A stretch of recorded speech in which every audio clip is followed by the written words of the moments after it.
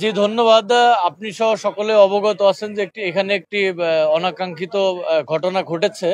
তো এ বিষয়ে আমরা কেন ঘটলো, কিভাবে ঘটলো এ বিষয়ে আমরা আমাদের তদন্ত অব্যাহত রেখেছি।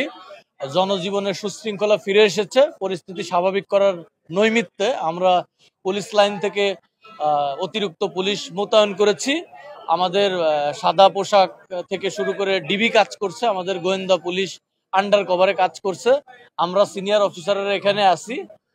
সর্বত্র আমরা সব চ্যানেলে আমরা কথা বলছি পরিস্থিতি স্বাভাবিক রাখার জন্য এবং সার্বিক আইন শৃঙ্খলা পরিস্থিতির মান ধরে রাখার জন্য আমরা কাজ করছি। আমরা জানতে পারলাম আপনারা 144 ধারা জারি করছেন। আপনারা কোন সমর্থিত বা অসমর্থিত সোর্স থেকে জেনেছেন এটি আমরা আমরা অবগত না, বা এই বিষয়ে আমাদের কাছে এখনো কোনো তথ্য নেই।